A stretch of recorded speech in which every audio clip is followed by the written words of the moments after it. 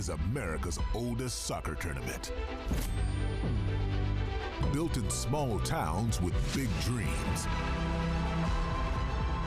From local grounds to the biggest stages, part-timers and major leaguers chase the same thing. A cup that doesn't care about your club's payroll or what the pundits say. A cup that invites the chaos and carries a legacy.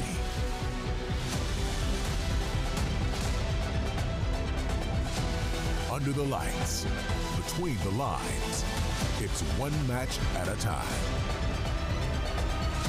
To cement your name in history.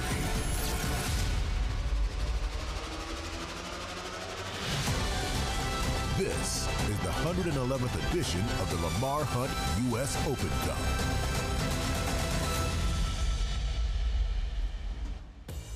Final night of the opening round of the 111th edition of the Lamar Hunt U.S. Open Cup. The beauty of this tournament, teams are always dreaming, and tonight it's Lexington SC welcoming Flower City Union. Happy to have you along with the ex-German pro Devin Kerr. I'm Joe Malfa. Devin, this is a Lexington team that comes in without much history in Open Cup. They've not gotten past the second round each of their last two forays into this, but this is maybe the strongest 11 they've ever put forth, a roster that is loaded in this 2026 season. Not much history in general for a Lexington club that is chasing a historical offseason coming into the USL Championship. Does that now funnel in to Open Cup play? They spent a ton of money in the transfer market. It's about names that have done successful things in the championship prior. MLS pedigree coming off the back line, guys like Kendall Burks. They perform well in their first two matches. This is about quality moving into the final third. Chance creation has been there.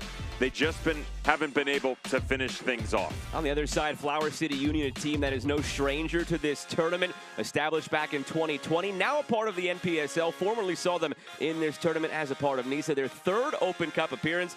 Devin, this is a group coming in from Rochester, New York, with some high hopes to come in here and pull off the cup set. An understanding under manager Jordan Sullivan of exactly what's in front of them. That's about versatility. They want to play this game aggressive in the opening 15 minutes. They said all the pressure is on Lexington. Let's play the game high, that's press, and then let's be flexible. They have the ability with the players here to drop into a 4. They feel like they can absorb, but also sit in the middle of the field and start to knock it back and forth a little bit. A lot of trust for the players that he's rolled out in 11 tonight. We've seen a couple of cup sets in amateur size advancing the last couple of nights. Can Flower City Union be the next? It's Lexington SC hoping to avoid that. Kickoff moments away.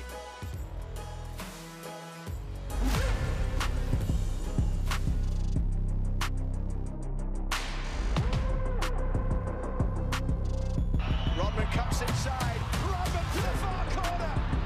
It's a special goal from Trinity Rodman. Macario goes to tip the keeper. It's sublime. Lamar from distance.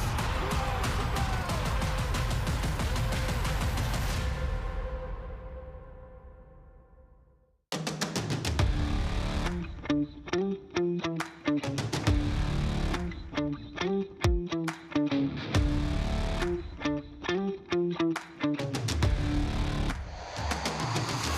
down sliding through, it's a chance for anti-runs. It's Gio Reyna across goal. Balogun! The way opens up for Alex Freeman.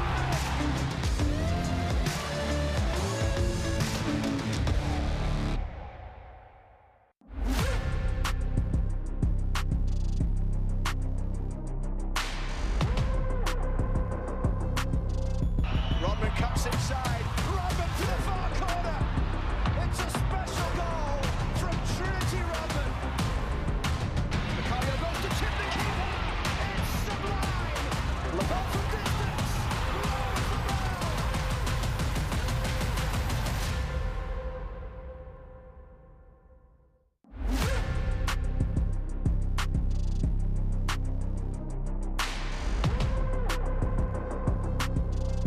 Rodman cuts inside. Rodman to the far corner. It's a special goal from Trinity Rodman. Macario goes to tip the keeper. It's sublime. Lamar from distance. Rolls the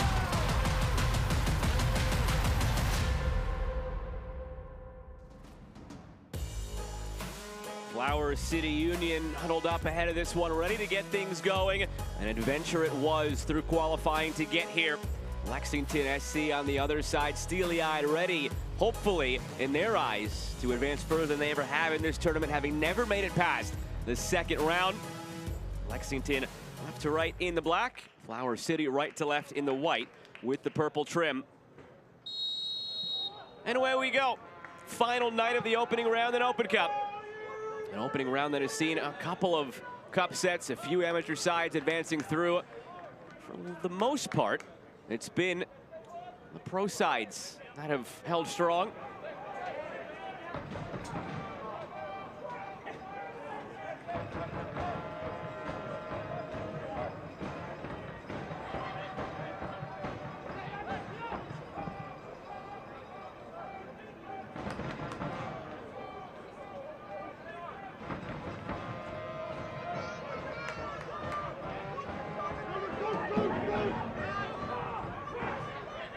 Xavier Zenge in for Blaine Ferry. This is a Lexington outfit that is pretty much an 11 you'd see on the weekend in league play. They are going for it fully. It's a new era at this club, it feels like, given what they spent in the offseason. Two starters today, Aaron Malloy and Philip Goodrum, within a couple of weeks of each other, set and then reset the intra-league transfer fee record in USL Championship. Certainly wasn't real quiet, was it? Instead, it was, I'll have another. One player after another stepping up and falling by the wayside. Courtesy of the front office of Lexington, did an incredible amount of business at every level of the field, including the front office. Luka Dodge centers, Javane Brown heads it clear, chance to rifle this one back in. It's wide. It's something to give the amateur side confidence in the early going here. We've seen over the last couple of nights, any team that can find an opportunity early, the confidence grows, you have a chance. Any team that concedes early, then it can snowball. We've seen some score lines balloon. We had the opportunity to pick head coach of Flower City Union, Jordan Sullivan's mind, and he said, listen, we've only had 2 weeks together, but I've known some of these young men since they were 10 years old. It's nearly a lifetime to see their growth, the understanding of what each individual brings, but also how this collective can be successful. And so within that, do not be surprised if you see a high level of aggression. If their defensive line is pushed much further up on the pitch, you feel like they have the speed on the outside to be able to chase in transition, but also the tenacity to sit down deep, absorb, and then start to counter coming the other direction. And not all the amateur teams we've seen in this round are created equally. There's some teams that are mostly academy-laden. Last night, that was the case for Laguna United against Orange County. So you were talking a team almost full of teenagers with a couple of older guys sprinkled in. This is a team for Flower City, a lot of college experience, a lot of older players in their early to mid-20s. So this is not a pushover that they're going up against Lexington. Guys that are just coming out of the collegiate ranks as well. So there's some street sense to them. You know exactly when they need to throw a punch. They're not naive to the moment in that they can't step out of their comfort zone every single time. So within that aggression, it's still got to be tempered, Joe. You have to make sure that you've brought proper formations, that your organization is there. Communication in moments like this is certainly going to be at a premium. Again, the pressure, Jordan Sullivan says, head coach of Flower City, fully resides on the shoulders of Lexington. Take advantage of that. Make them feel uncomfortable in their own environment. Very charismatic head coach he is, and it feels like there's an authentic nature to this club in Rochester, a city that has rich history with the Rochester Raging Rhinos and the success they previously had in Open Cup.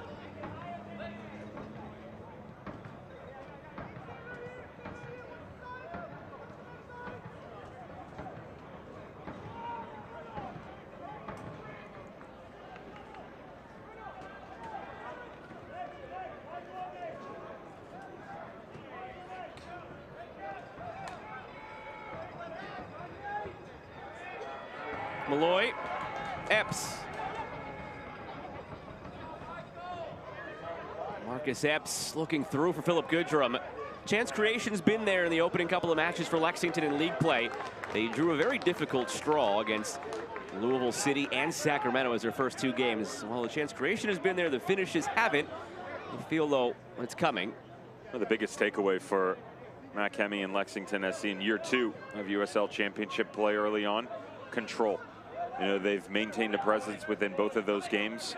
both the Eastern and Western Conference opponent, you're going to look at them and say, well, those are going to be title contenders. That bodes well for Lexington, you know, and unbridled effort every single time put out that they can toe the line. And so from goalkeeper till, we'll say just over midfield, never really fully concerned with what they've brought onto the field to play so far. It's getting into that final third. How do you take advantage of acquisitions like Philip Goodrum, Adedokin, who's available off the bench? You know, his utilization on the left-hand wing.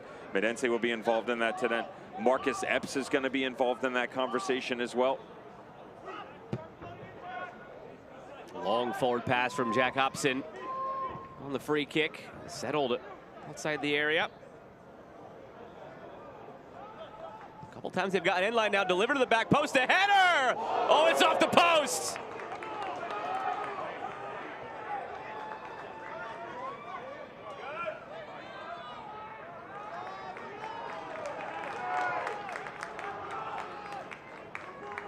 It certainly felt like they have the ability to challenge from the wide areas. It's a second bite of the apple. Well done on that touch right there to just come laterally back across.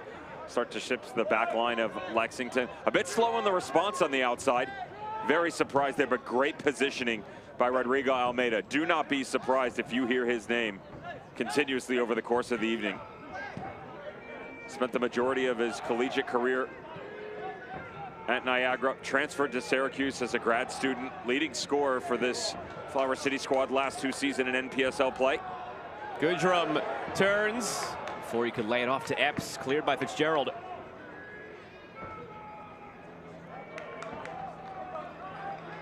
Before that chance for Flower City, we were talking about the offseason that Lexington had. Made a spectacular bid for Aaron Malloy. That kicked off their whole offseason. They weren't afraid to spend a buck, and it just amounted to be, I mean, you could argue the case that it was the most significant offseason in recent USL Championship history. How it turns out is a different story, but they have put all their eggs in this basket this season.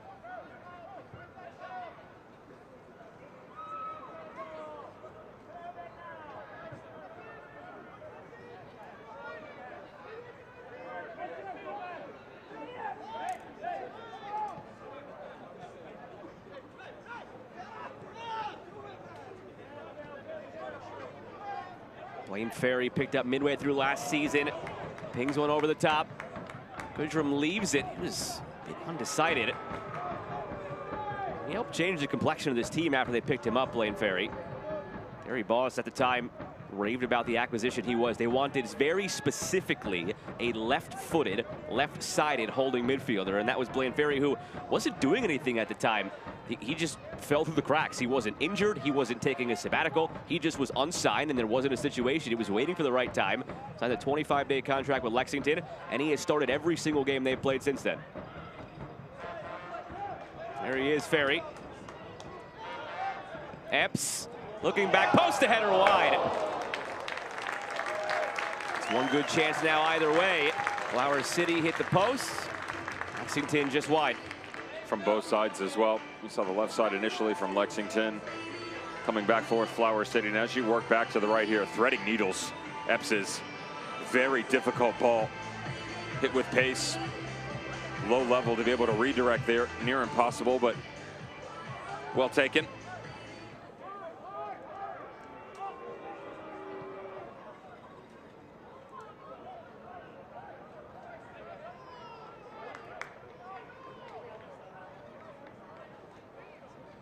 You were talking about Blaine Ferry, certainly the counterpart, Aaron Malloy, referenced in the offseason.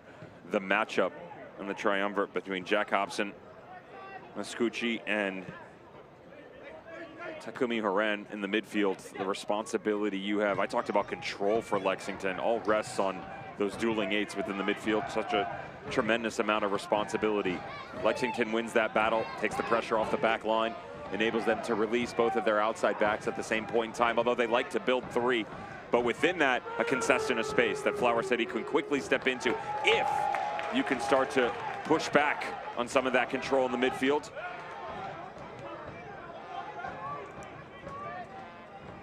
Takumi Horan. Ryan Fitzgerald. Dangerous one for Luka Dodge.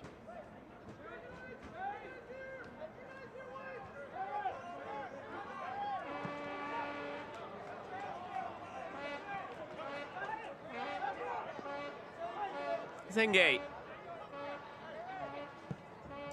Aaron Malloy swaps the play. And out of play.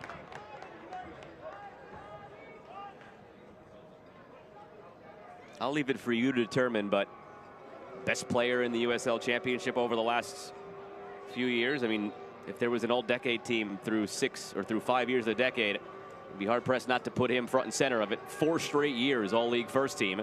You go back a year, the time he briefly spent in USL League One before coming up to the championship, first team all-league. You go back to his last year at Penn State, first team all-conference. Are you sensing a pattern with Aaron Malloy?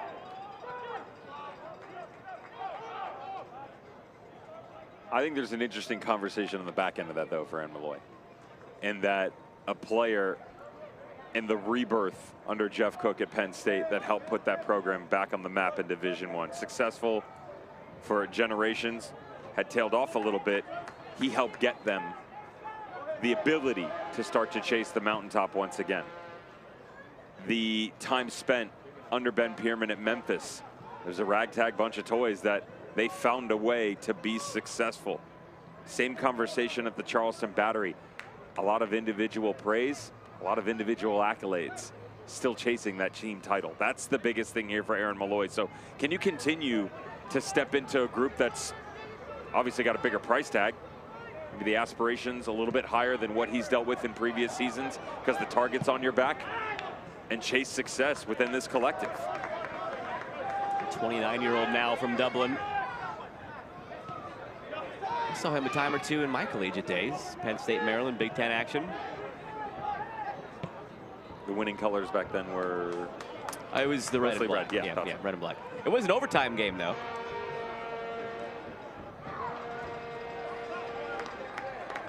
First corner on the way for Lexington. Fortunately for ESPN, when the broadcast rights were still held, I wasn't on any of those calls. Today's corner kicks are presented by... I remember that game vividly. It was, I'll let you decide again whether it's a good thing or a bad thing. It was part of one of the first reels I used to get toward this job. Aaron Malloy scored with like 3 minutes left in regulation, and Paul Bin scored in overtime to win it. Some names from the past. Corner swerved in. Hit that. Didn't listen. Should have. Alfredo Medense bypassed the effort. 23-year-old joined Lexington in 2025. Was initially sent on a season-long loan to USL League One.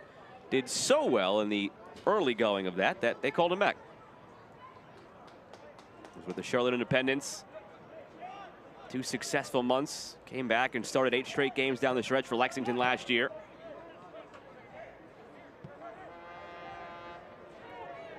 Firmino.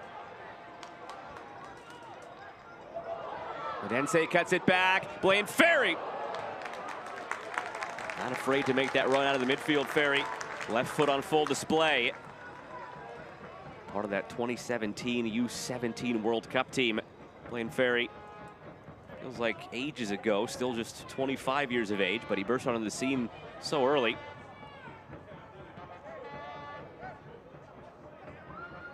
Malloy through, Epps in. Mejia down to meet it.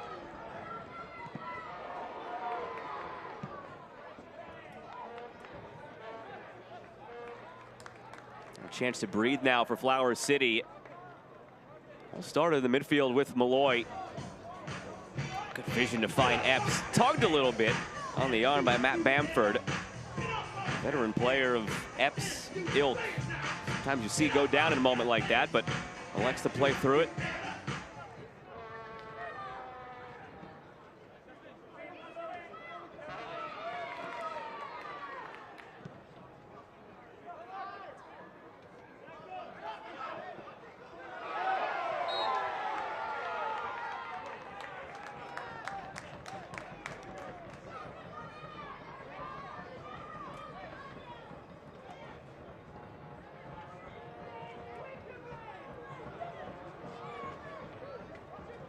Hafferty scored Lexington's first ever goal in USL Championship last year after they made the jump from League One to the championship in 25.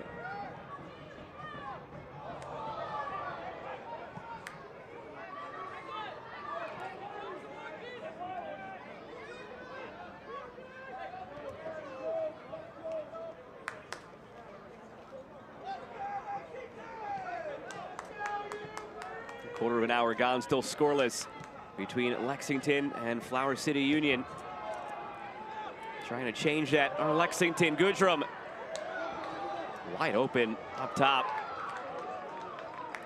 Medense in space. Mejia there to meet it once again. No one been able to strike the goal just yet, but certainly the idea is starting to matriculate forward. It's interesting, the front line of Flower City, just watching how they work off of each other. Sidibe playing a little bit higher on that right-hand flank. It's dropping Dylan Rice underneath more, creating more of a two-man system on the striker position. It is overexposing some space on the far side, albeit Kyle Nelson doing a good job in one-on-one, but that's also the area that Lexington, both left and right flanks, is looking to decidedly take over more frequently. Within all of that control, they haven't done as well in transition and want to be able to open the game up, become less predictable in the overall build, and strike while the iron's hot. Ferry. Zenge. Ferry on that preferred left foot again, curling it in, looking for Epps. There's really no middle ground here for Lexington. It feels like they either win this handily or we could have a cup set afoot. And that seemed to be the theme yesterday. The teams that played a full side among the pro sides won going away in some cases, and the teams who didn't ended up in close ones. This again a very near full strength squad for Lexington. Good touch. Options about at the end line, taking his own shot. Off the post, second time we've seen the woodwork hit. Goodrum was screaming forward in front. He wasn't happy that Medense called his own number. I don't mind the decision here. He swaps the idea that he wants to cut the ball back across and instead determines that this is the right moment. With the little bounce that comes back off, he's got the window right there. As it opens itself up, watch the goalkeeper just get stuck. That flat-footed nature of the goalkeeper, I have no problem going after him.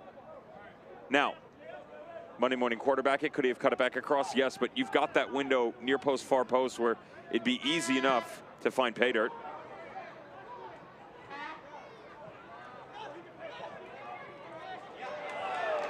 Epps.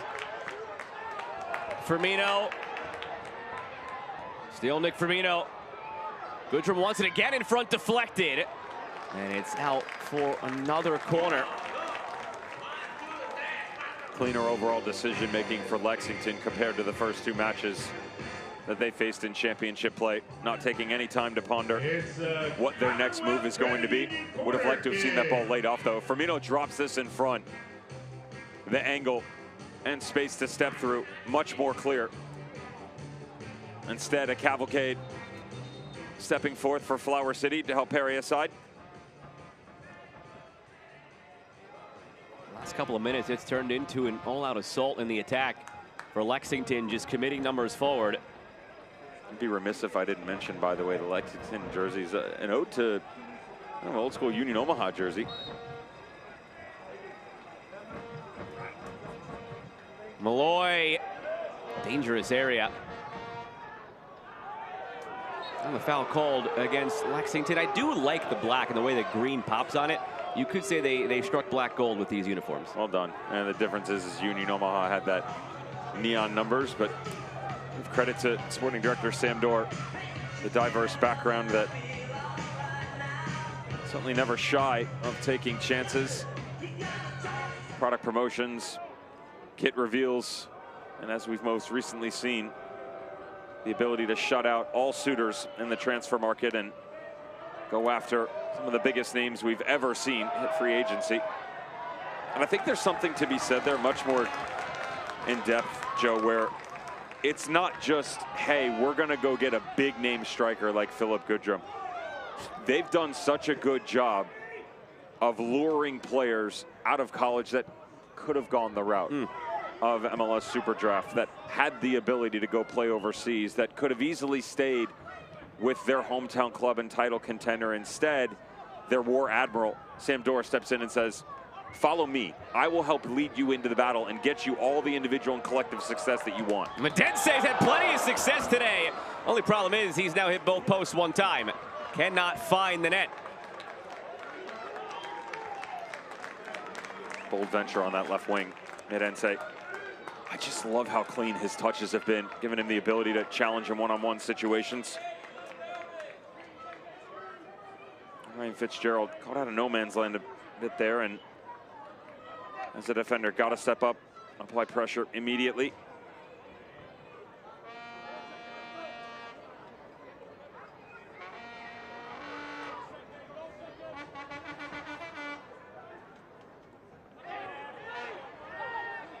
Shout for a handball, not given.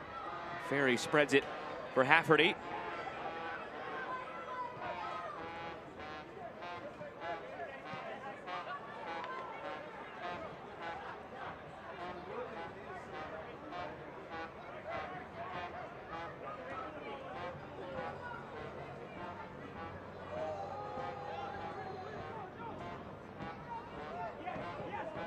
Ferry right through the meridian of the field.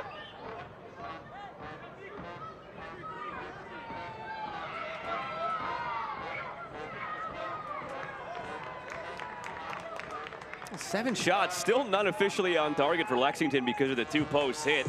6 of their 7 shots have come from inside the box or getting the dangerous areas. Similar in a way to how things actually went for the Charleston Battery last night. In the first half, they had 12 shots, only 1 on target. On the night, they ended up with 24 shots, only 2 on target. Fortunately for them, the 2 shots on target were goals. Unfortunately for them, they were pushed to the brink. They were seconds away from having to go to extra time against Florida Badgers FC. Statistically, that's how this game is starting out right now for Lexington against Flower City. Spokane had a similar type of fixture put forth, grabbing a game winner at the end. And I think the biggest thing here is you don't want to have a regret coming into these games. You want to make sure that you leave everything out there. And both managers said that, you know what, we're pretty comfortable with what our game plan is going to be. I will give Flower City credit, recognizing the opportunities that they have conceded. The structure's changed on the inside a little bit, and that's the flexibility aspect that head coach Jordan Sullivan talked about. They're trying to tweak as they go. Now, the fear is that you lose your overall identity, constantly adjusting to the opposition. One of the things that they've done is as they've brought Dylan Rice in, Yakumi Haran, they want to have him be this pivot as they build, come up off the back line, jump into the midfield, but also create a more dense back 4. They haven't been able to do that. 10-yard gap in between it. Philip Goodrum dropping into the pockets when they invert the outside midfielders. They're holding serve in there as well. So it's just more consistency and conversation, bridging the levels of play. First time that Ali Zemla's had to get involved. Rolls it out quickly up the left side. Goodrum starting his run. Played that way, stays on side. Goodrum forced wide, still with it. Philip Goodrum.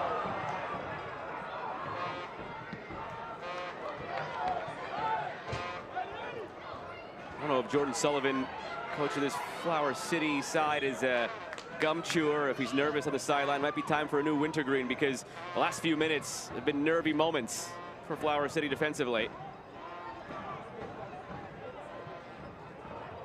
In front, Epps misses it. Chenge there as well. Brown.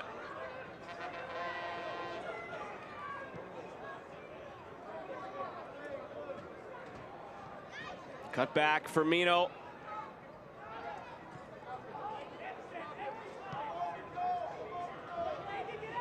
Epps. Delivery. Goodrum lunges in. Made it interesting. Got to get out quicker there if you're Flower City, but this is how you're able to justify your actions if you're Lexington. All that control I talk about with Blaine Ferry and Aaron Malloy, they're 20 yards apart over the last 5 minutes, but that's the movement off the ball that is enabling the depth for them to work off of. Multifaceted coming forward. And not a good look that Mike Mejia has gone down. Well, an area of concern last year for Lexington was the center back pairing and how they fared defensively. Arturo Ordonez comes over, partnership we've seen so far with Kendall Burks. But also on that back line, Javane Brown coming from MLS. He's been big, Brown, and helping stabilize that back line. There's another one because of his vision, speed. Play him at the outside back position, drop him into the back four, that grindstone, if you will, that can just slowly push you through any sort of look you want to put out tactically. And it is different than last year. You know, the movement of Joe Hafferty over to the left back spot, that was primarily a right-sided overindulgence. Under Terry Boss, now going left. They keep him a little bit deeper. He's so good with the ball at his feet and his ability to disperse coming forward that, I don't mind it. Shout from the Lexington bench for a card here. And there's no funny side to that tackle. This is dangerous, and to your point, wouldn't be shocked if a yellow card is brandished. Promise Adebayo Ige, the referee. It's a beautiful step out in front by Aaron Malloy. Knows the contact is coming.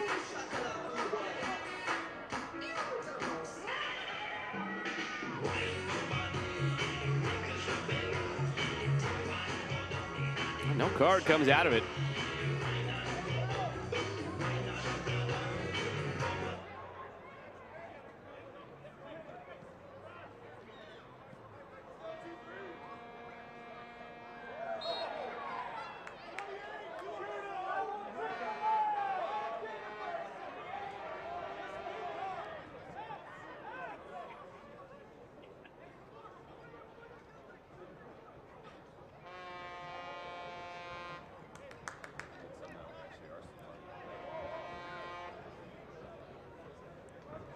Blaine Ferry or Aaron Malloy.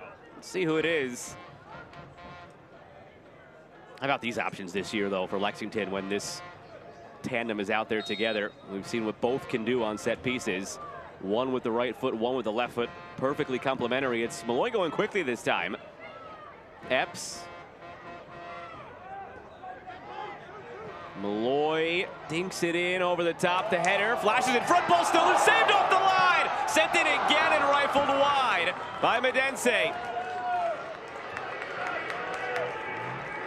What a move this is defensively.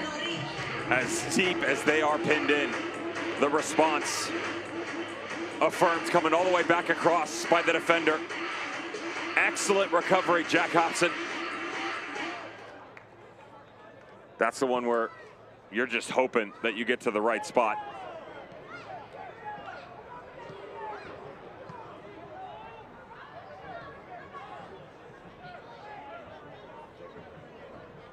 Ferry.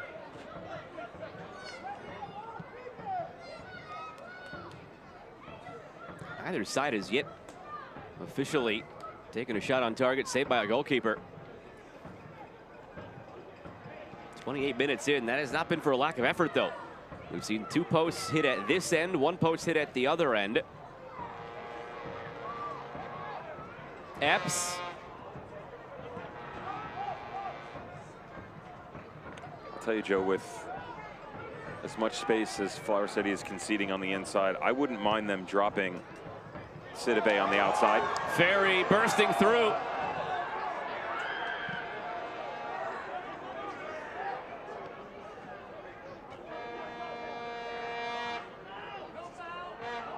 Drop him deeper on the outside, gives you better coverage. And the counterpart, Luka Dodge, on the left.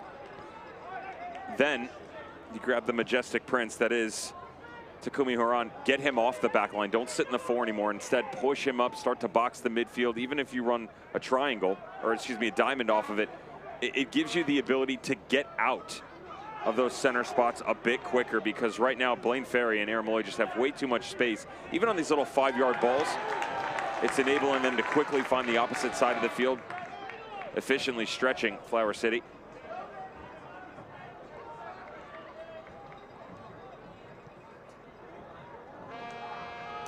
Firmino and Goodrum were lurking.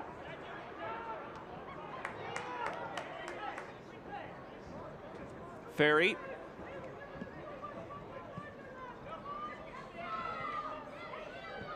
Senge curls it in, loose in front. There's the opener Lexington has been looking for.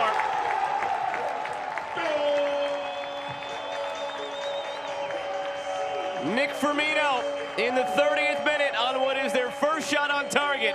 Hasn't been for a lack of effort, but finally the moment for the home side. No genuine risk right now for Lexington, just in full control of their overall build. Just talked about these two. Got to get pressure. on Blaine Ferry and Aaron Malloy.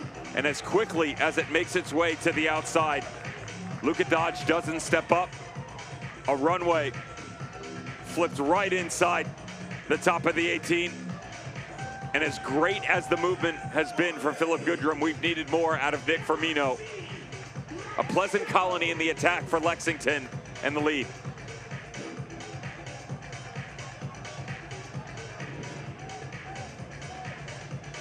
Nick Firmino had 3 goals last season, and at various times checking in with then head coach Terry Boss.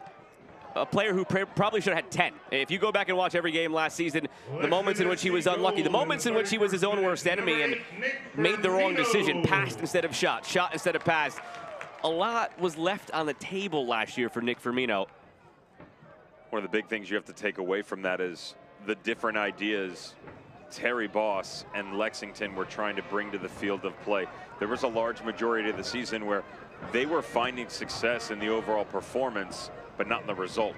So, you know, sitting with 4 in the midfield, did they want to flatten it out? 4 on the back line, 5, was it a single striker? As you moved forward in the attack and you look at Nick Firmino, he's not a foolish pleasure. He's a necessity.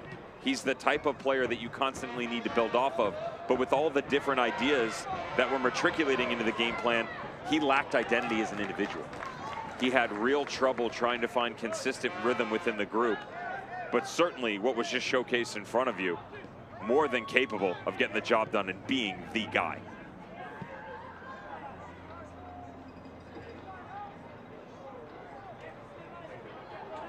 Can they use that to go on for more now? Deflected on the service, fumbled in front, ball still loose, shout for a penalty. That looked like a two-handed shove, but it's just gonna be a corner.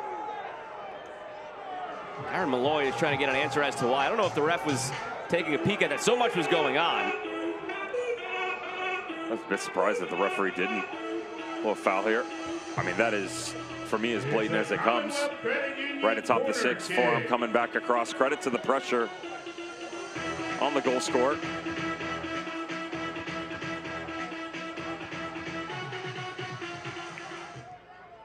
In swinger from Ferry.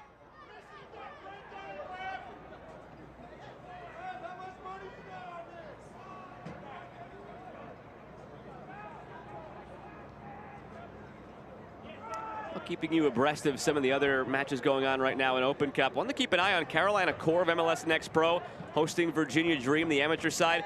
Could be a little ET there. 20 minutes remaining, a 1-1 game, possibly on the way to extra time in search of a cup set.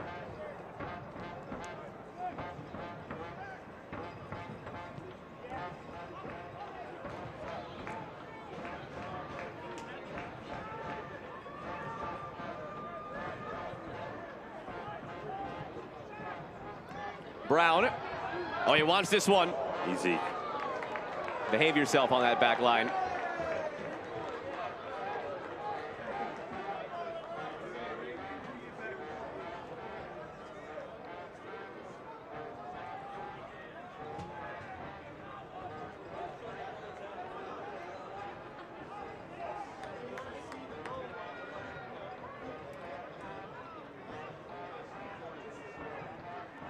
Is that a tuba that I'm catching in the background? You know, I'm not very musical. I was trying to figure out the same. My mind went saxophone, but again, I'm not at all. Oh, our producer just chimed in. It's a trombone. Trombone. Trombone. See, my issue is being in a supporters group. I wouldn't want to have to carry back my instrument after the game. I don't do well with fragile things. That's why they put you next to me. I'm still listening. Is that still a trombone? I guess it is. It's Sunday silence. All right. Better. Right there. See it? Hear it? Or not see it, hear it, yeah. Musical hour in the U.S. Open Cup.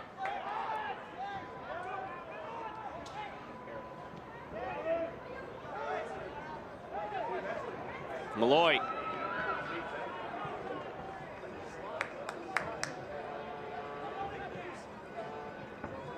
Firmino looking to whirl away. Epps.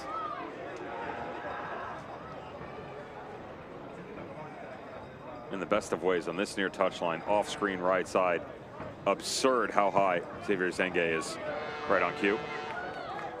Real luxury on the right flank right now for Lexington, allowing Marcus Epps to step in and be more creative. Malloy. Oh, boy. Aaron Malloy, no stranger to the brilliant finish. Might go down as the goal of the first round of Open Cup. Might go down as the goal of Open Cup.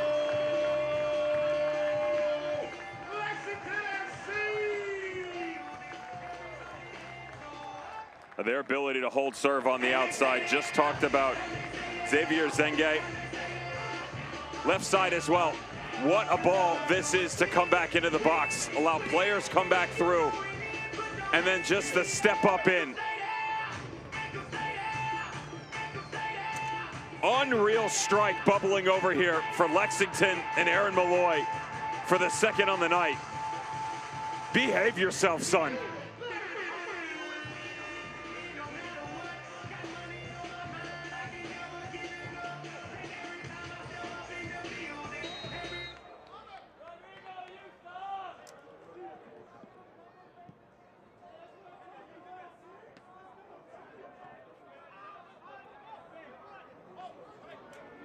Some strikes, you don't need a breakdown. It just hurts. I mean, that's one you're sitting here in the real-time reaction. That one was straight from Thunder Gold. Just full force. The kid's everything, honestly, Aaron Malloy. He's a genius on the ball, right? Has the ability to control tempo of a match. Defensively, he's going to put in the effort, and regardless of what the final score is, the exterminator, right? Just dropping things out of heaven right on the doorstep of Open Cup. You're welcome. No goalkeeper is stopping that. Even if you're a super saver, that one's ending up in the back of the net. Malloy. 8 minutes to go now in this first half. How quickly it's changed.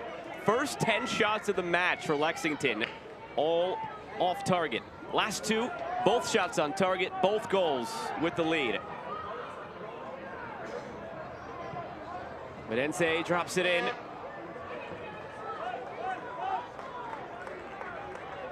I'm still thinking about it. Just such a rich strike.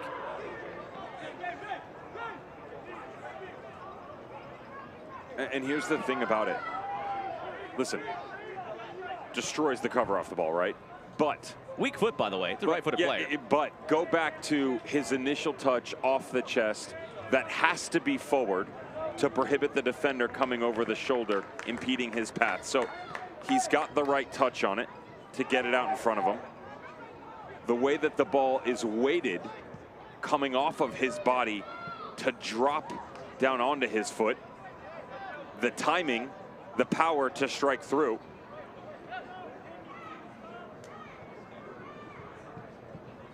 Never ceases to amaze what Aaron Malloy is able to bring to the field of play. Now they're just having fun with it. Amazing what a couple of goals can do for the psychology of a team. We talked about it early, that this is a team that hasn't really finished much in the first couple of games in the regular season. Two difficult opponents, yes. Hasn't been for a lack of effort. The chances have been created, just haven't finished them off. Ferry. Easy, easy. Zengue clipping back post. Thought he was going to say, I'll have another right there, Aaron Malloy.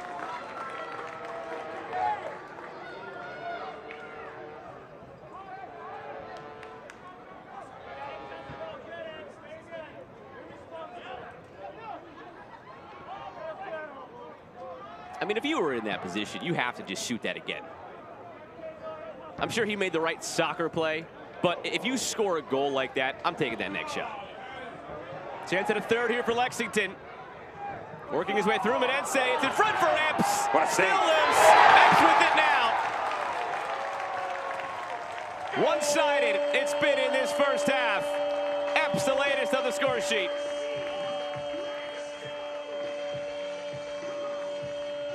Really the dark star for Lexington in the opening 40 minutes of play here in Open Cup. A lot of what his performance has been allowing Zenge to get in that overlapping position, continuing to follow the runs on the front line. And so as he's dropped in here, Epps, he's found himself on the same plane a couple of times because the ball ends up for Philip Goodrum. Now, fortunately for him, Lady Luck on his side. Like a gallant fox continuing to stride through the forest, searching its prey. The third for Lexington in full command tonight.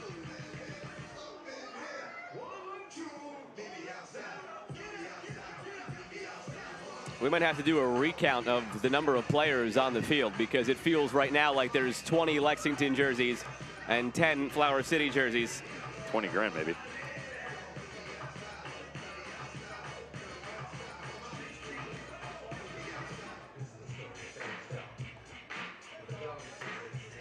Back at the other end of the field, player down.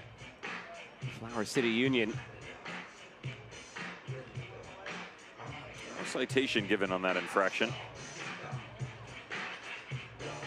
Ref has let them play in this game.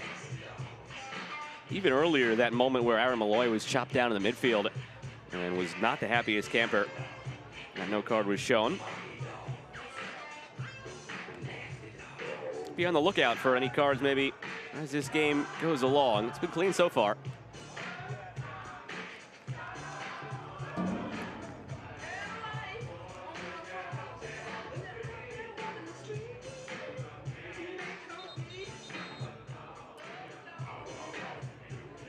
Well, there'll be plenty of plaudits for this first half for Lexington SC.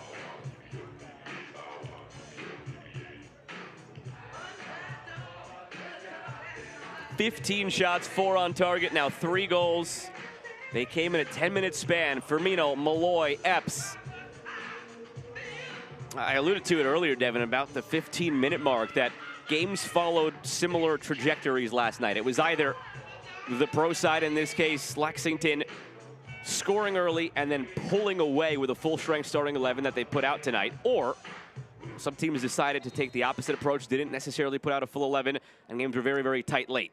Full-strength squad, 3 goals in 10 minutes. They're running away with this one now. To be fair to Flower City, we were on the lookout early on within this game. They were aggressive, and the shape change has really gotten them into trouble. Would imagine at halftime, the conversation with their manager, Jordan Sullivan, is going to be more about intent of what you're looking to get out of the game.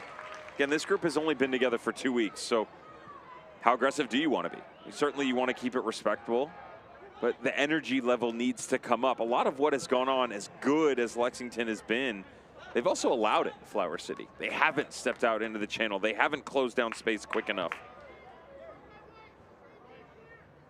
So within all of that, you lose a little bit of your overall worth of what you're capable of bringing to the field of play.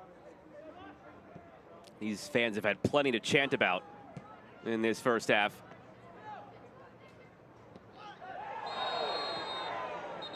And now that first card will come. Goodrum on the receiving end of Nate Masucci's tackle.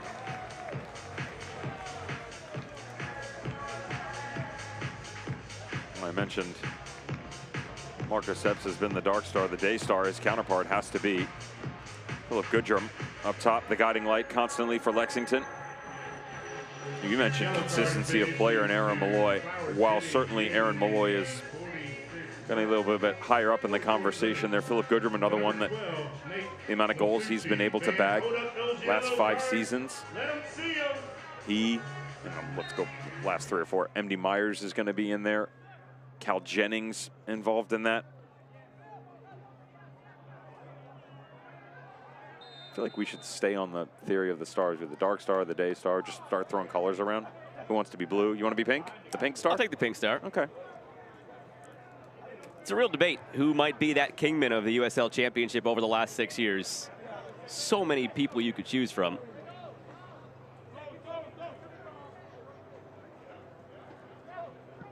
I mean, if we're taking it as a decade thing so far in the 2020s, you can go back to Cam Lancaster in the early 2020s in Lou City. His Eminence, Cameron Lancaster. Just retired from professional football.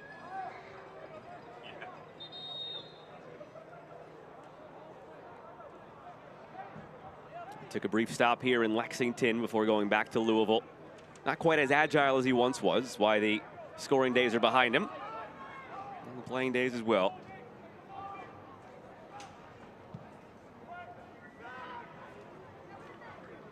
Remember, this first half started with Flower City having the best opportunity, hitting the post 3 minutes in. How different this game could look had that gone in. There will be a minimum of 3 minutes of added time in the first half. They were clean with the orb.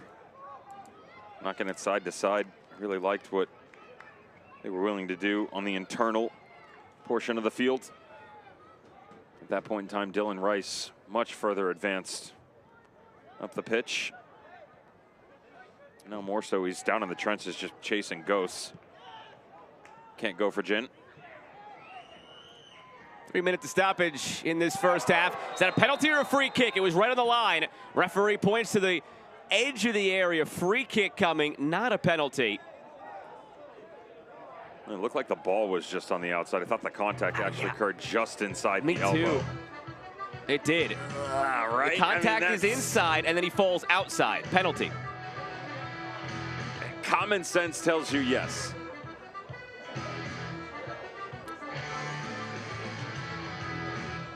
I think common sense tells you yes, but also just, I mean, if you count the turf there's not much space inside the 18 where that could have not been the case. It looked like he kicked the line.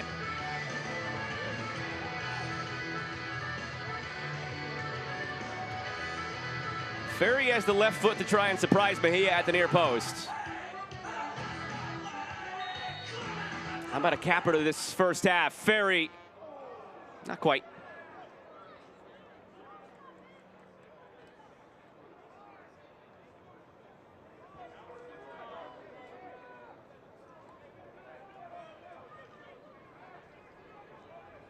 Well, going into halftime, there'll be big smiles and lush lips for this Lexington side. 3-0 lead.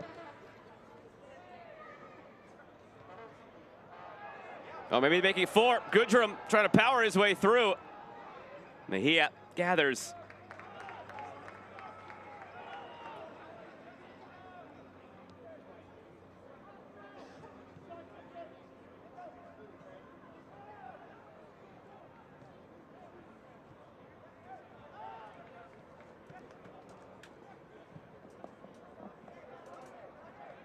Great touch. Flower City Union salvaged something in this first half. Handball. Free kick. Good spot.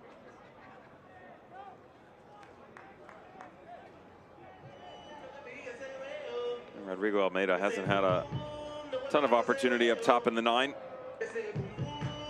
Early on, rattled the side post.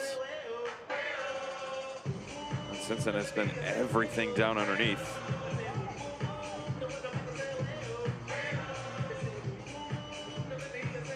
Should be the last play of this first half.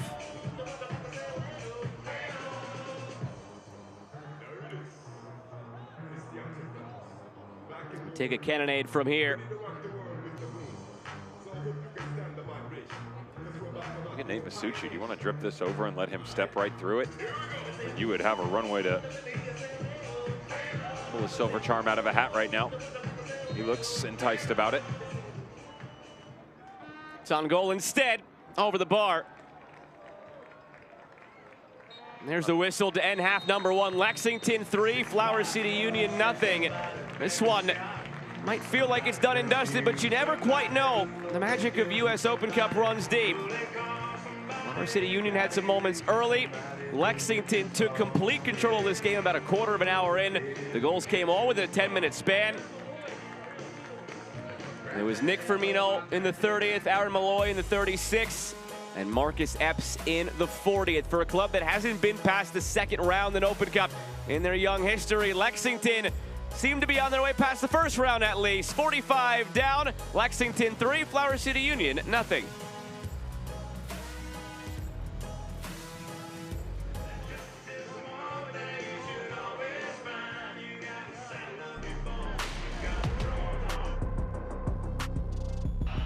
Cups inside, Rodman to the far corner. It's a special goal from Trinity Rodman. Macario goes to chip the keeper. It's sublime.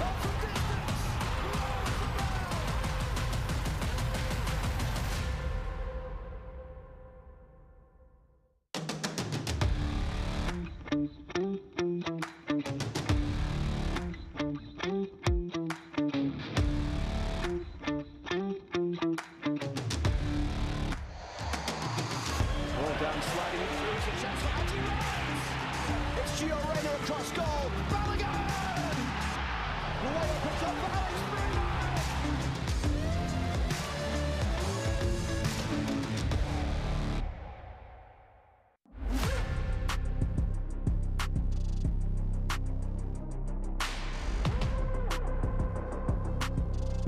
Rodman cuts inside. Rodman to the far corner.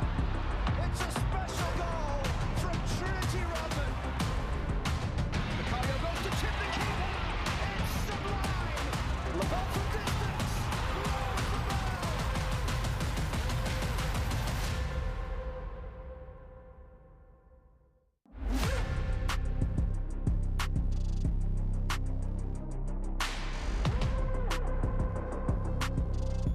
Rodman cuts inside. Rodman to the far corner.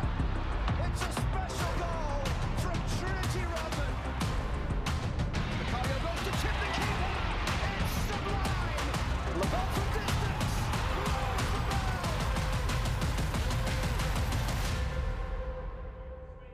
LSC Kids Day. Grab your gear, your LSC Kids Club members, and gear up for some midweek soccer here at the Lexington SC Stadium. Secure your seats now and be part of the action under the lights. Shop tickets at lexsporting.com/tickets. And Malloy's here, and then you got his here. He's got his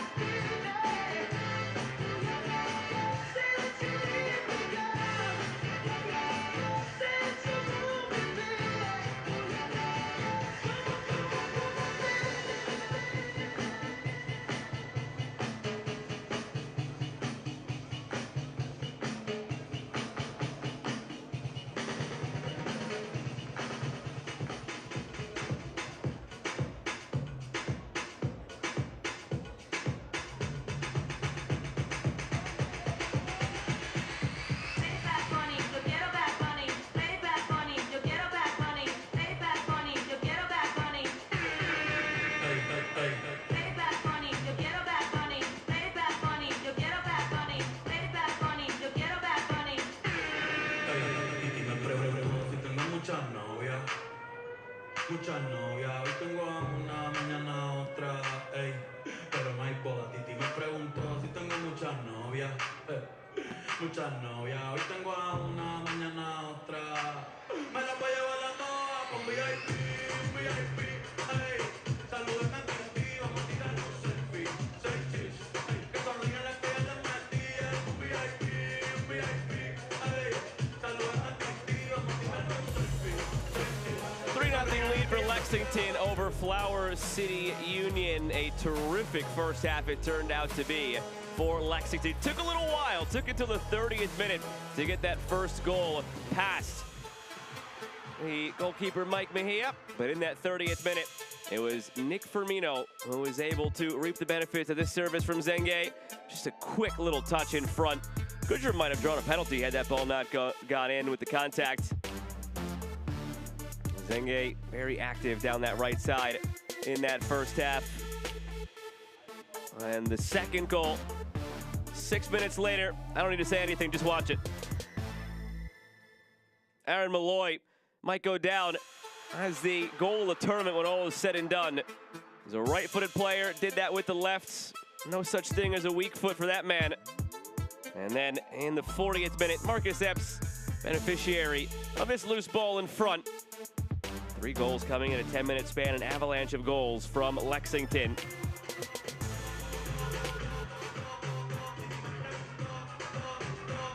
We'll take a trip down some memory lane. Halftime substitution for LSC. First Open Cup appearance since 2023. Came in through the NPSL Great Lakes Division 2025 out of Rochester. Rochester, a lot of history in this tournament. 1999. Yes, that is very grainy footage. The Rochester Raging Rhinos, the only non-MLS side to win the Cup in the modern era, beating the Colorado Rapids in Columbus. I mean, the fact that our intrepid producer, Emma Watson, dug this out from some VHS tape somewhere. She was not born, but she knew where to find this. Look at that paper mache rhino. That is what the Open Cup is all about. Now 27 years ago. If you want to take it even further back historically, forget 1999. You go back to the 1800s, and that's when some of the history involved with the Lexington area come into play.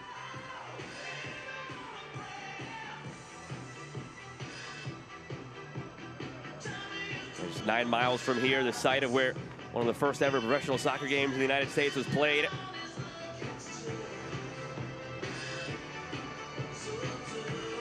Ready to get things going just about now in half number 2. Marcus Epps replaced by Michael Adedokan on the Lexington side.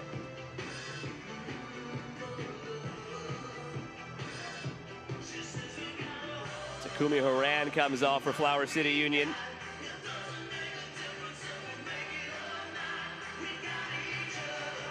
Gavin Rice takes his spot.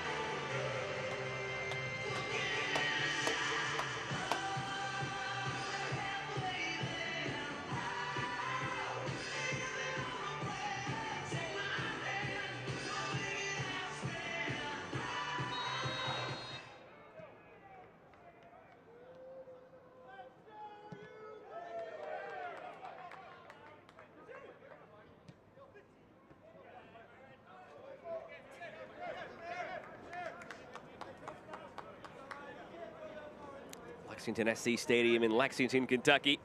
Alongside the ex-German pro Devin Kerr, I'm Joe Malfa. This feels like it should be routine now for Lexington to see through.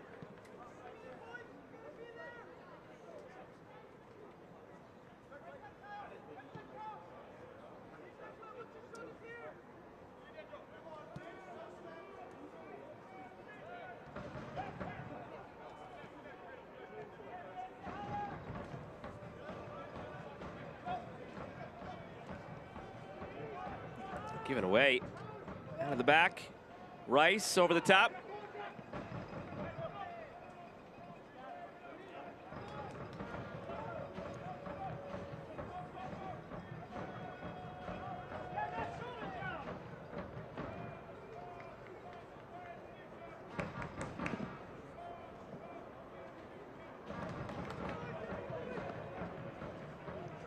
Javane Brown, Aaron Malloy. If you're Mac Hemme, you're hoping the animal kingdom doesn't take over here for Lexington and instead remain organized, one foot in front of the other.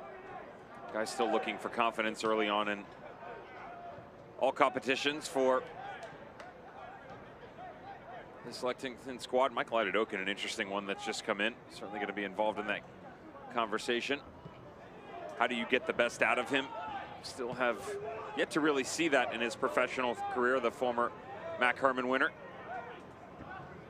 Here he is, Adedokin. Stood up defensively by Ryan Fitzgerald.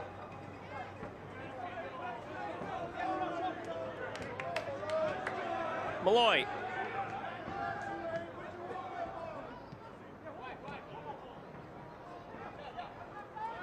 Certainly going to be one of the biggest messages put into the dressing room for the home squad, excuse me. Stick to yourself, put the pressure down, continue to chase quality play like that. Firmino, his second of the night.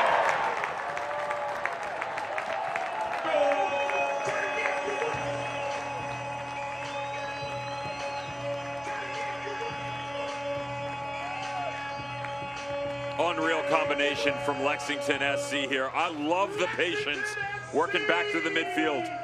Adedokin doesn't have the initial option, no problem. You rotate back the other direction, keep talking about depth. Still no pressure on the midfield too. And instead, the captain continues forth. Off the great vision of Aaron Malloy, the redirect through the back line. Lexington find another. Well, that makes it 1, 2, 3, 4, the count. Fleet of goals for Lexington. In the 48th minute, number 8, Nick Firmino, with the assist to number 9, Philip Goodrum.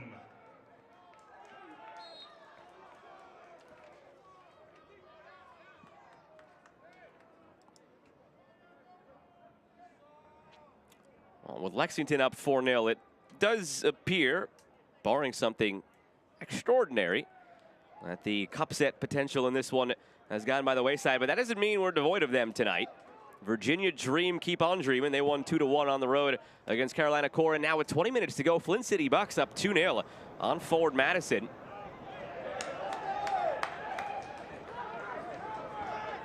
Also Westchester SC of USL League One, they're up 1-0 on New York Renegades.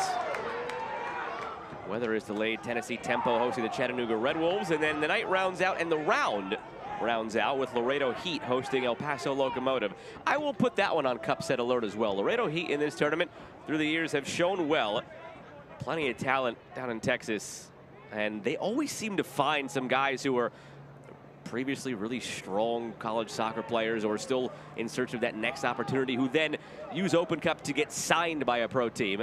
That's an interesting one there, especially if El Paso rotates on the road against Laredo. I'm with you on that. I would say that, listen, I got a broker's tip for you. 19-3 pro teams coming into day 3 of the opening round. So it certainly still favors the professional squads overall. Statistically, I think you would agree with me. Probably the most lopsided opening round we've seen, professional to amateur through the years. I think so. I don't know what to make of that.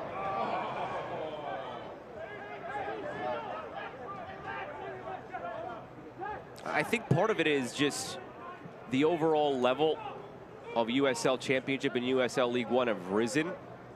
We could spend an hour on this, but the current iteration of the talent pool in USL Championship is probably akin to the talent pool of maybe like 2002 MLS. So just in that regard, as far as the overall, you know, boats up with the tide or whatever the phrase is, I can't think of the exact right now, as Malloy gets fouled. Oh, Rosebud taken down. The gap just might be bigger now than it used to be between some of these amateur sides and the USL Championship and USL League One sides.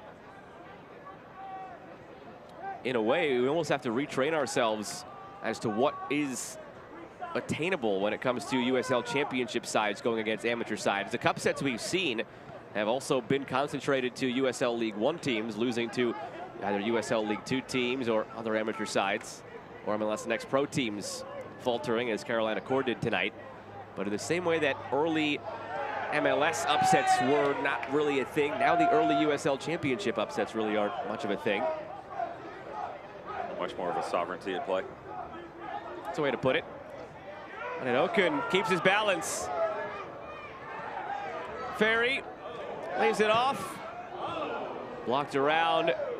Zenge telegraphed it.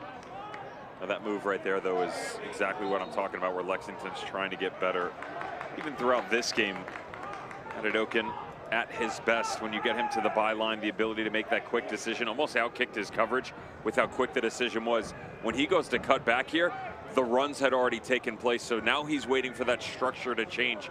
Great job by Blaine Ferry, just to be the usher all the way to the back stick. Now, you have to wait for the secondary run from Midense, but these are the progressions you're going through if you're Lexington. And fortunately for them, in domestic play in the USL Championship, they've come out unscathed in that department. The 1-0 and the 0-0 against two high-quality teams, Sacramento Republic, Louisville City.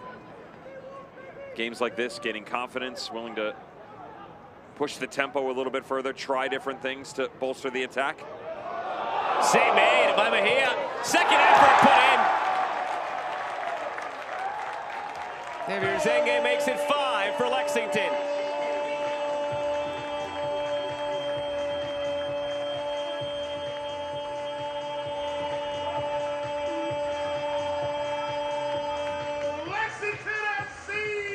When Zenge was coming out of school, one of the Dayton Flyers, there was a conversation of interest coming out of Seattle.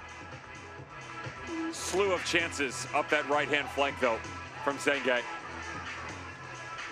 They've over-pivoted up high with the right back. They've inverted Midense a couple of times. Saw the same look with Marcus Epps.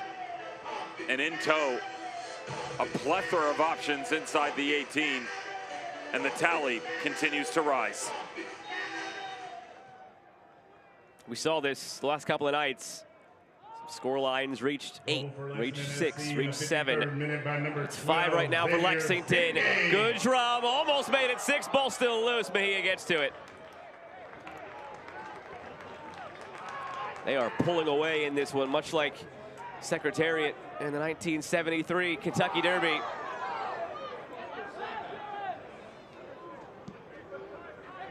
Lucky Sevens en route. If this scoreline continues, they'll end up in Vegas on Venetian Way.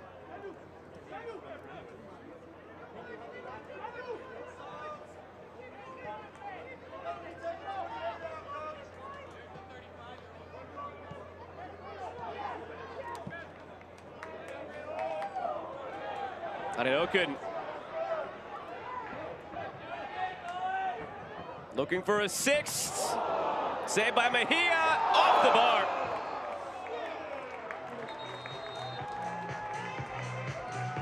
Oh, he took this one off the noggin, Mejia.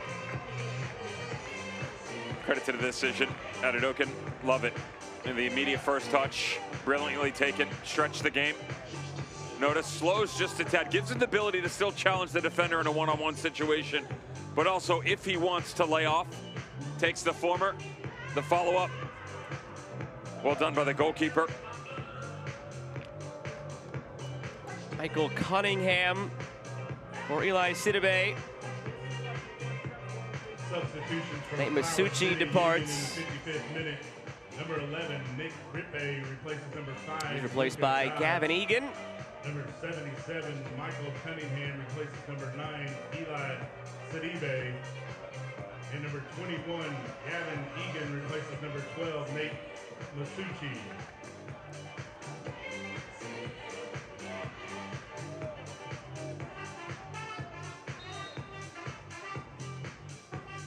And Nick Rippe, the other one, into the fold.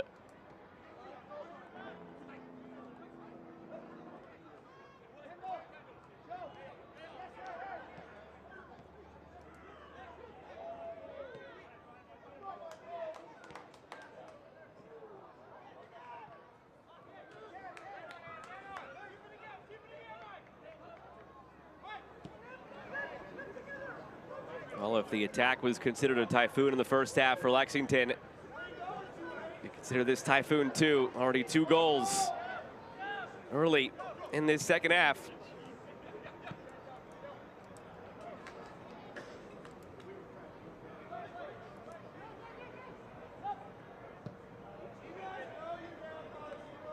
Aaron Malloy and Javane Brown coming off the field as well for Lexington. Replaced by Jacob Green.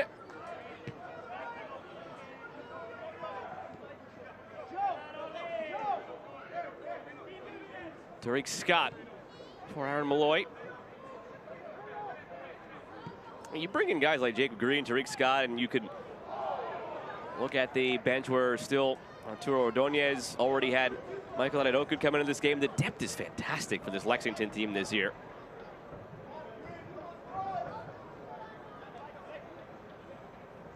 It's not just the top-end talent.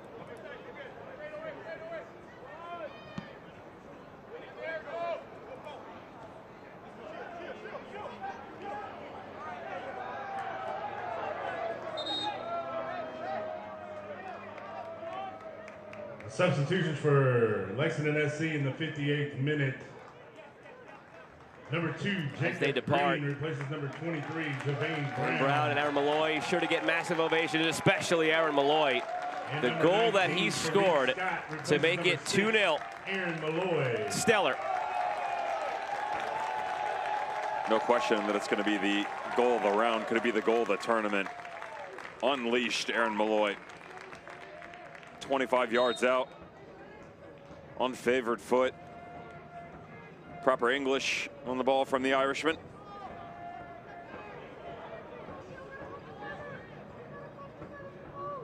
And this battle continues forth for Lexington in all competitions. Aaron Malloy certainly would be the war emblem for the club.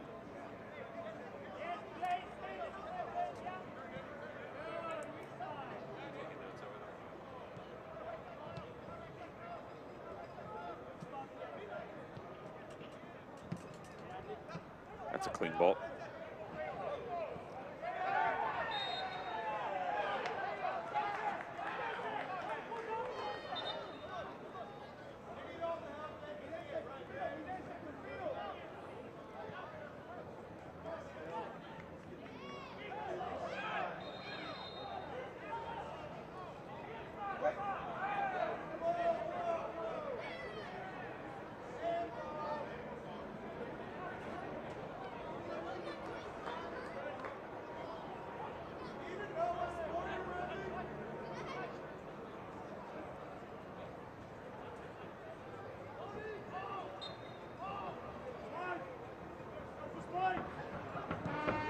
'60th minute here in Lexington. Devin Kerr, I'm Joe Malva. Happy to have had you with us here this evening on YouTube as we round out the opening round of the Lamar Hunt US Open Cup. Coming days, we'll see the draw and the matchups for round 2 set. Second round is just the 32 winners from the first round. When we go into the round of 32 beyond that, that's when the 16 MLS clubs will enter against the 16 winners of the second round. Round and round we go. Like the wheels on the bus.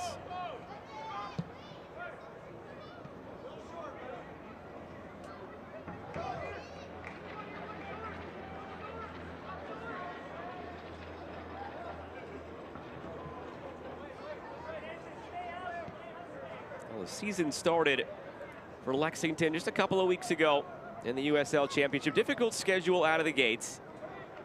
Coming off of games against Sacramento and Louisville City. Foul called against Lexington. In a USL Championship that's expanding and growing, rivalries further taking shape. Lexington lost that opening game 2-1 at home against Louisville City. Feels like they could have a Rocky and Apollo thing going in the near future. Those two teams just back and forth in the Commonwealth Clash.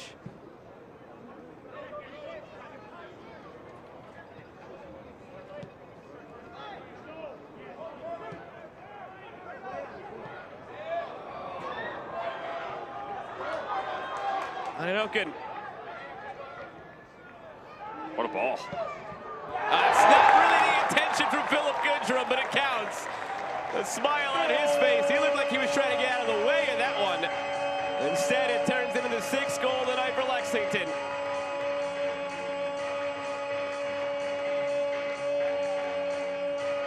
Still in all, this ball cut back across by Adedoku. Whether he meant it or not is a different conversation. Good hold-up play. Can't find the initial connection with Medense, but notice the high line. Adidokin, patience once again, and it is off the deflection. The Lady Luck shine bright once again for Lexington, even on the doorstep for Philip Goodrum. The lucky debonair striker come forth once again. One of the most consistent in championship play. The thorn in the side of Flower City tonight. Lexington SC goal in the 62nd minute. Number 9, Philip Goodrum, assisted by number 11, Alfredo Medense. I think the only thing funnier than the goal there from Goodrum is the fact that Medense gets credit for the assist. Hey, you take him any way you come.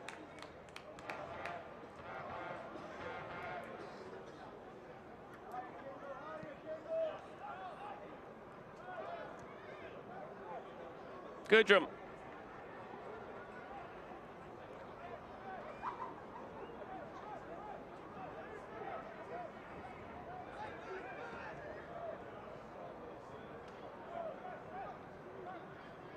Rough night for Flower City, albeit just under a half hour to go. Chasing shadows. This is one of the more difficult things to go through. Cup competition, one thing. The taper, only 14 days, this group being together, albeit constant knowledge of one another. Some spent youth academies into the collegiate ranks, and over the years you end up same goal, same coach. But the group itself hasn't touched a ball together since the end of the 2025 NPSL season, which was in July.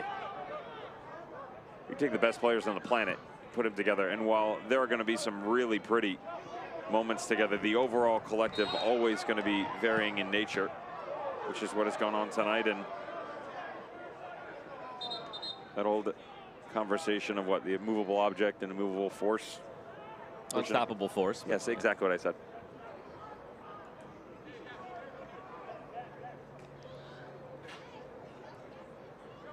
Well, they've at times looked like Ferdinand the Bull tonight, Lexington, just running through that back line of Flower City.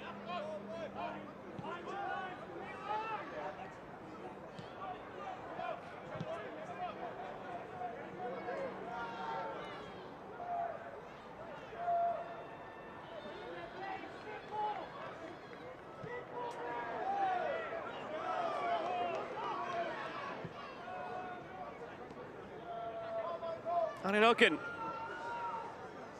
Every time he touches the ball, you get a sense that something may happen. More often than not, it did in college. More often than not, it hasn't in the pros, but feels like the breakthrough is there. Here he comes, darting through. Oh, well done, cut it. Adidokin in front.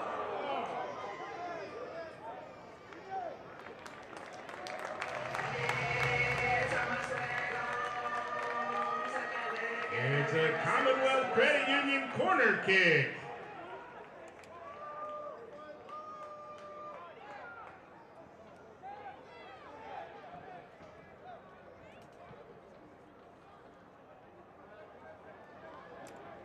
Zenge. Jacob Green.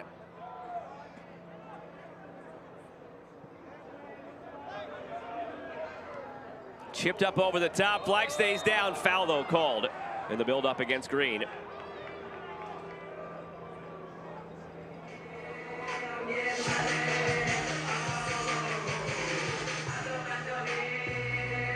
Lexington still trying to push the issue, working outside in, hitting numbers forward.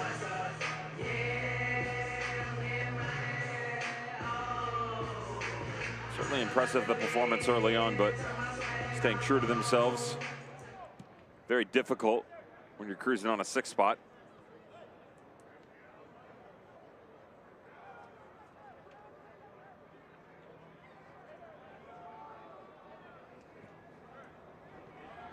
A gold star not enough tonight for Lexington. A California Chrome star to be applied for a victory like this. Adidokin.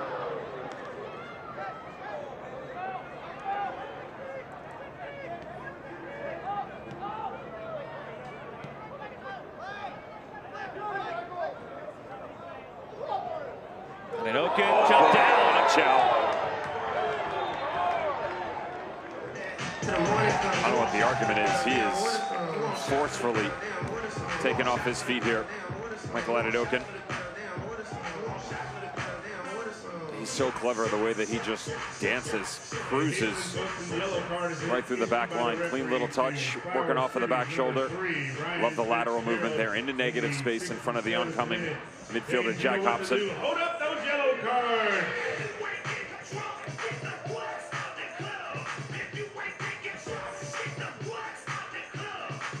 These are always fun.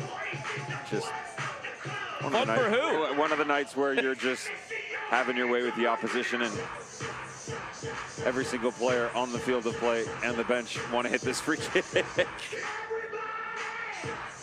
Well, let's see, Hero. Is it Firmino? Is it Ferry?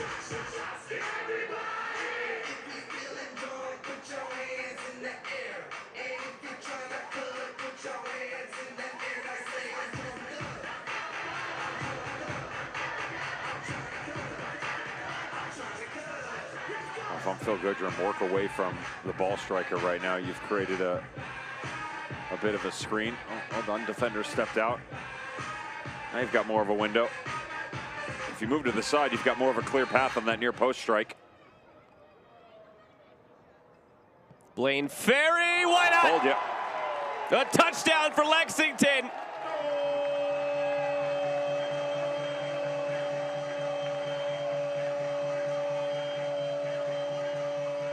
Well, you could see it, unfortunately. Mike Mejia conceded way too much space to Blaine Ferry.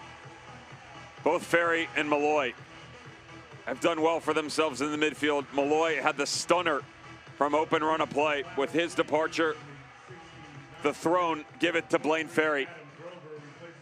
Like an American pharaoh, overseeing all control of this pitch tonight. Capped off with a wondrous strike from distance from the midfielder.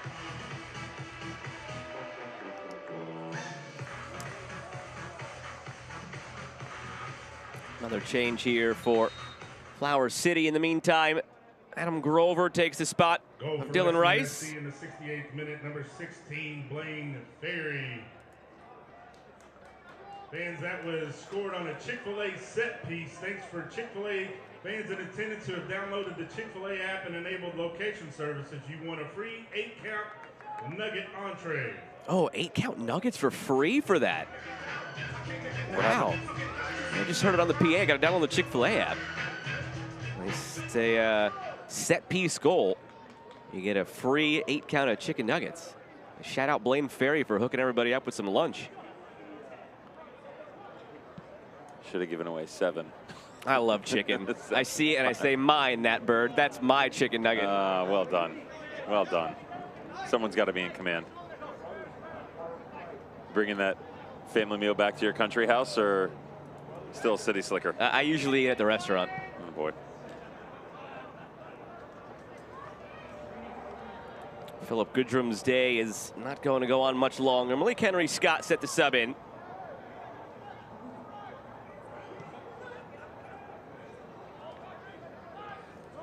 Relocated a couple of times over the years. Used to be more of a northern dancer up in the Jersey area, made your way back, or down I should say, to Maryland, and now that's correct. Sharing Sonny's halo in Florida with me. Yeah.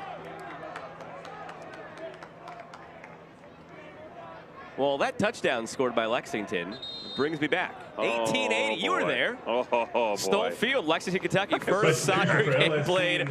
That turned out to be where University of Kentucky played some football in the days. And now it's just 9 miles away from where Lexington is running it up tonight.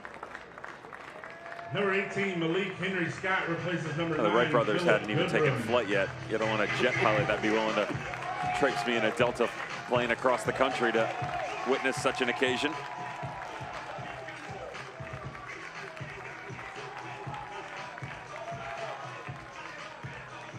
Well, the margins tonight have not been whiskery. It has been dominant from Lexington.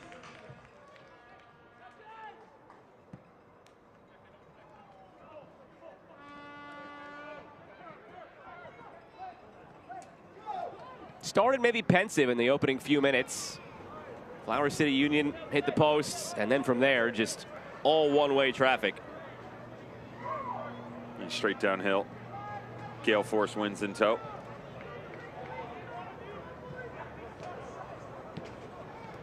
Just keep going, pedal to the metal here. It's always interesting getting a chat with coaches ahead of these matches, and the USL Championship coaches and further in the tournament, the MLS coaches, they're always respectful of the tournament itself and the amateur sides or lower division sides that they face. They know what it means to those players, to those teams, but they do certainly see it as a get-right game in some ways. If you are on, you should put up a scoreline like this. This is a Division II team who might potentially win that second division this year with the talent that Lexington has amassed as Adedokun's brought down. And this is what it's been tonight. It has been a game for them to get their confidence going where goals have been hard to come by through 2 weeks. It's also one where when the results aren't going your way, regardless of competition, either cup play or the team on the other side of the field, you feel like there's always a way out to push through those tough moments. Almeida in the 73rd minute. Fans, hold up those yellow cards. Almeida picks up the yellow.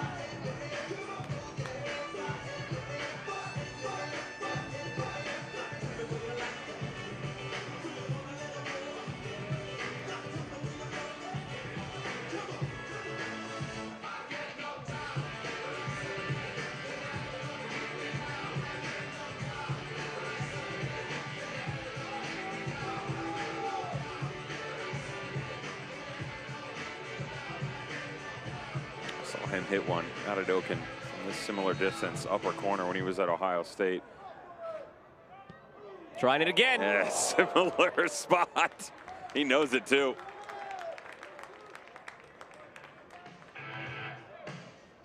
Trying to pick out that far corner. Dead on aim, just doesn't get fully over the ball. Goalkeeper had it read the whole way. I think here's my real question for you, Joe. Cotton candy or more of a popcorn guy? When it comes to, you know, snacks in the stands and things of that nature. I would say cotton candy. Soda or a different bubbly refreshment? I think they stopped selling that 4 minutes ago. It's usually the 70th minute they cut it off. Vagrant.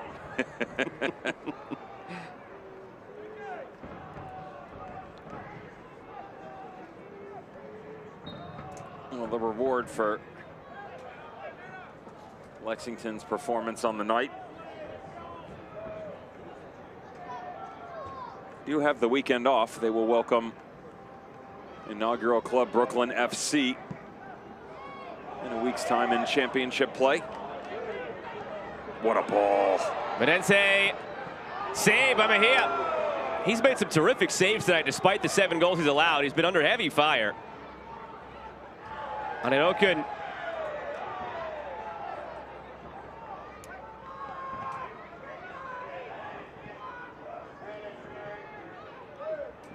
Ferry, Green, quarter of an hour remains in search of an 8th. Mejia punches clear, only as far as Green. Delivered in front, saved by Mejia again. Oh, it falls in. I don't think after the initial save was made that Malik Henry Scott had any idea he touched that ball again, except for when he looked up and saw it in the net. 8-0 Lexington.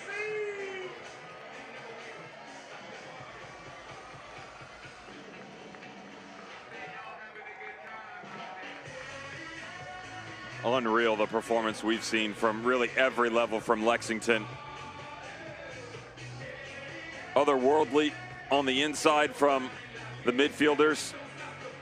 Absolute sorcery from the wings. The mage up top in the 9 position. Really pick your poison of where the threats have come from.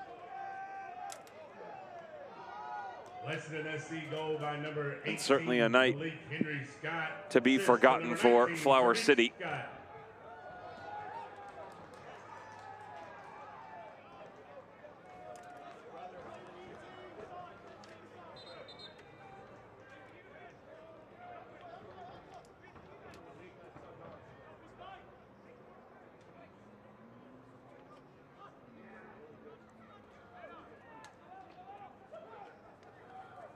That's crazy too, because they took this game, Lexington, operated primarily on the interior in the opening 10 minutes. Now they had to do a little bit more defending than what you're seeing right now. Flower City, much more of an identity up top.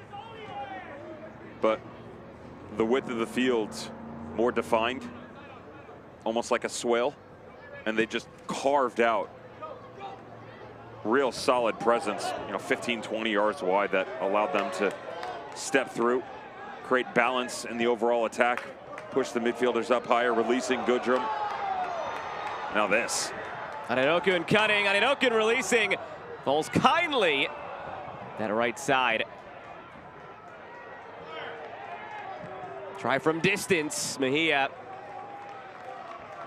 Well, the kit man is going to have some work to do. Mejia has been the dust commander all over the ground and making saves flying left and right here tonight. That's the difference, though, when you go back and watch tape. If you're Matt Kemi, Lexington, and Aninokun, that little cutback to the inside, notice how he pump fake, then pulled it and hit it the second time? It's got to hit it the first time. At this level, albeit against an amateur squad, it's still a higher rate than what he faced consistently in college. So you've got to make the decisions quicker, especially when that same situation starts to pop up the next round of Open Cup, the next team you're going to face in championship play, those margins are only going to continue to slim.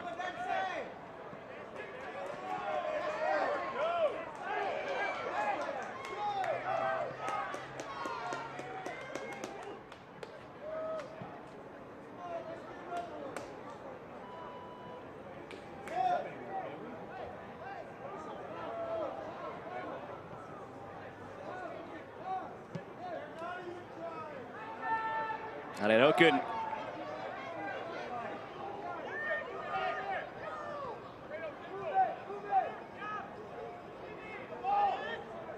Firmino sitting on a hat trick.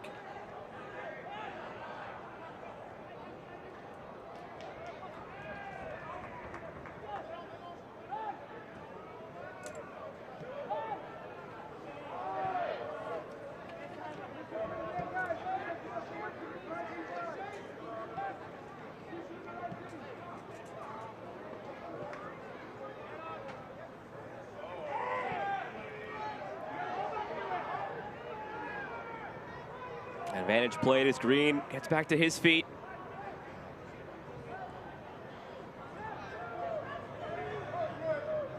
And the overall set there for Flower City, they've had some really good defensive moments where the structure's there. They've kept the game in front of them, just the individual moments that have escaped them.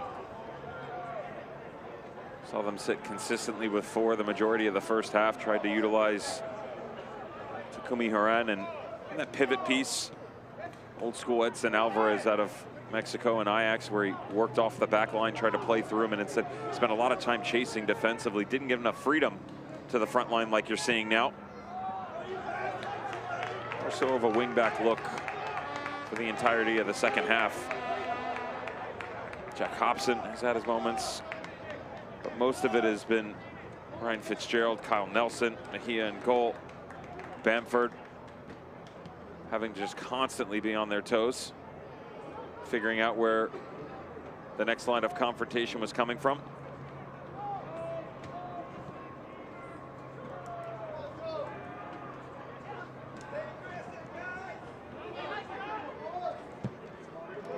Good ball in behind. Flag stays down, taken off the chest.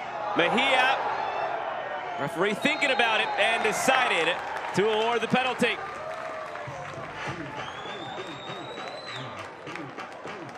There you feel for Mike Mejia here. It's a clever ball.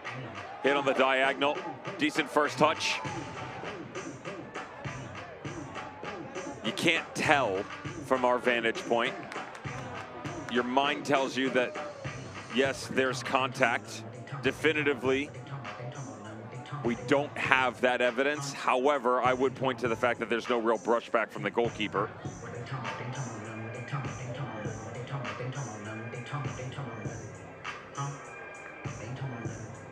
How do you choose who takes a penalty in an 8-0 game? I'd let it go to the player who was already in the movement. How was it not the guy who was on a hat trick? Should have finished his chances the first time. The first half, Firmino. And Tariq Scott has positioned it.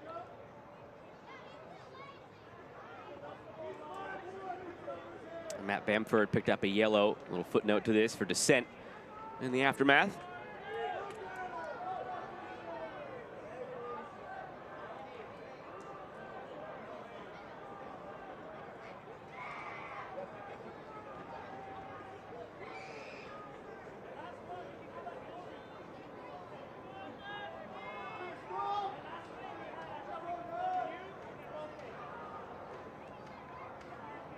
Flint City have completed their cup set with the 2-0 victory over Forward Madison. And Scott completes his penalty to make it 9 for Lexington. It would be the largest margin of victory in this first round. Certainly the same sort of aspiration coming into the evening for Lexington SC! Flower City. Not to be. Scott finally healthy for Lexington. Matt Kemme, pick of the litter on what will be match day 3 for them in a week's time. Beautiful ball, hit on the diagonal, well taken down. Good timing to shift the goalkeeper the first time. Sent him packing the second go around.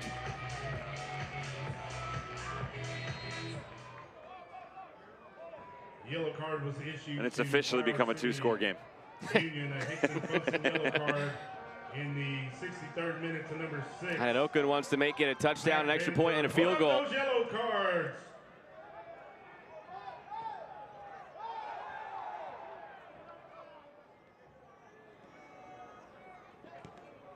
LSC goal for number 19, Tariq Scott.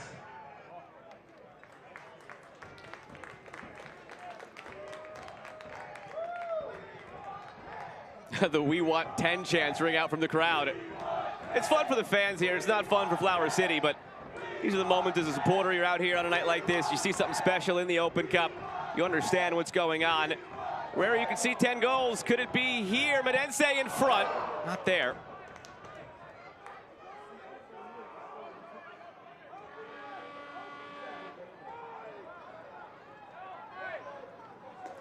May 31st, Charlotte, North Carolina, the United States men's national team in the All-State Continental Classico against Senegal. Get your look at the nation's biggest stars before they head off to the FIFA World Cup. Match tickets are available. You can catch them at ussoccer.com/tickets. That one taking place at Bank of America Stadium in Charlotte, 3:30 Eastern Time. Thought we should update you on some other news. The amateurs in New York Renegades who are on the road at Westchester SC. Now they play in Mount Vernon. It's a little cold there. Wind chills right about 27 degrees right now. They had a team-branded Snuggie for one of their players in pregame warm-ups. I've officially seen it all. And the "We Want 10" chants continue. Already passed the club record of goals, which was 7 back in 2023 against Central Valley Fuego. It's going to be a long trip back up to New York for Flower City up in Rochester. You ever been up that way? Upstate New York? Canadian border? I feel like you're outing me on some stories. No, here. I'm not. It's beautiful. Niagara Falls, Toronto, just over the border, Montreal. Nearby, Chateauguay, New York. No, they're okay. That's right. It is right there. Mom spent a little bit of time in Albany. Family that spent the majority of their lives in the Northeast. Seemed like we were always making our way through the state.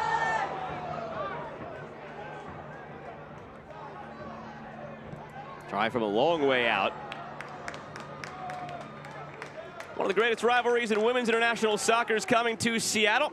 The U.S. women's national team returns to Lumen Field for the first time in nearly a decade, facing Japan on Tuesday, April 14th. World Cup finals, Olympic thrillers, iconic moments. The rivalry has delivered it all, and now it's coming to the Pacific Northwest. Then 3 days later, you don't have to wait long. In Commerce City, Colorado, it's the conclusion of that 3-match series between the United States and Japan. The last two She Believes Cup champions in a top 10 matchup on special Hello Kitty themed night at Dick's Sporting Goods Park. Secure your tickets to either of those matches at ussoccer.com/tickets.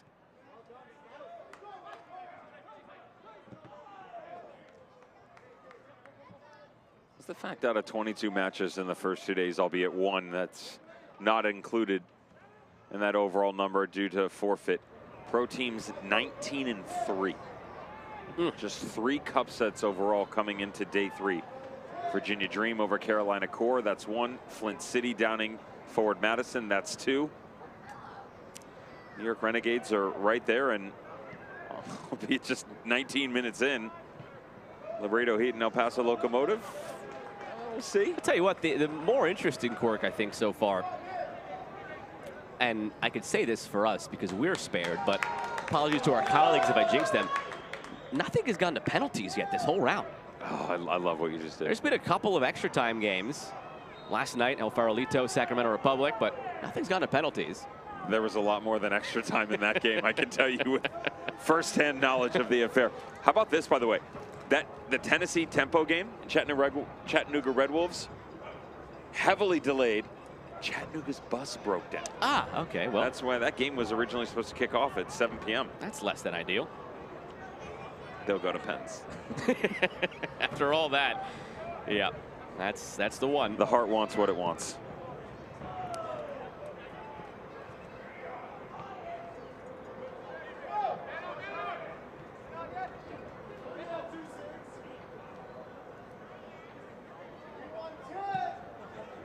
Listen to the fan, Lexington. Feel The microphones. fan. Well, the one being the loudest. There's certainly more than just one, the fan. It's now all the fans. Okay. There you go. The fans listened to the fan, and now they're all chanting it. The Iron Liege has pushed the peanut gallery into orbit.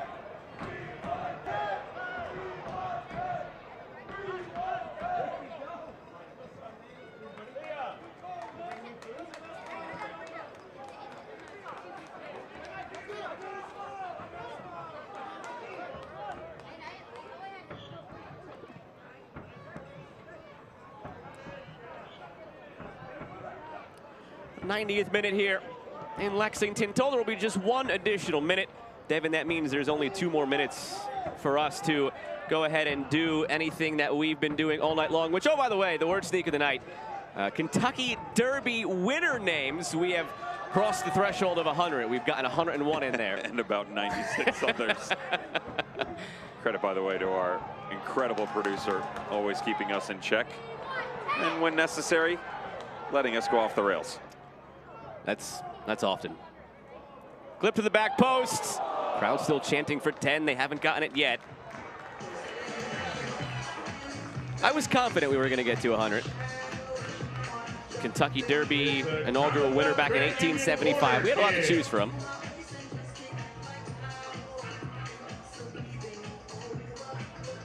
On that note, the Lexington white kits this year with the green diamonds and over to the jockeys. Hang them in the my lead. favorite. Yeah. My favorite around all of USL Championship. Well, again, the brain trust of Sam Dorr, sporting director of Lexington SC, certainly had something to do with that.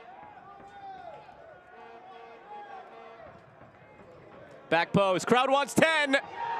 Oh, they thought it was done right there. The crowd on the near side thought that beat the keeper and went in. It went wide, and that'll likely do it.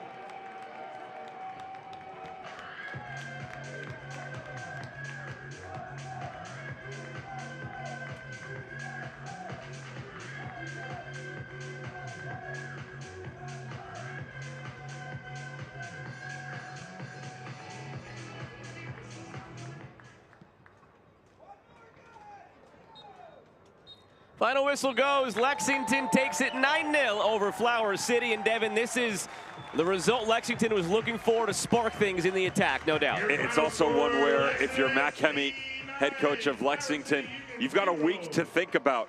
it's going to make the draw that much more interesting for Lexington because they'll have a match right away and then turn the page to get ready for their next round matchup. So great confidence heading in, and also one that gives you real belief, regardless of opposition, that maybe this is the year Lexington had some history to that young group. The last couple of entries into Open Cup, they did not make it past the second round. They are in the second round. Now, that second round taking place March 31st, April 1st. They await their potential draw. It was one-sided from the first half and onward. Lexington taking it 9-0 over Flower City Union. And broadcast partner Devin Kerr and the crew that makes this possible. I'm Joe Malva saying so long for now. Flip around on the YouTube page. Plenty more U.S. Open Cup action continuing here as we round out round one on this Thursday evening. Good night, everybody.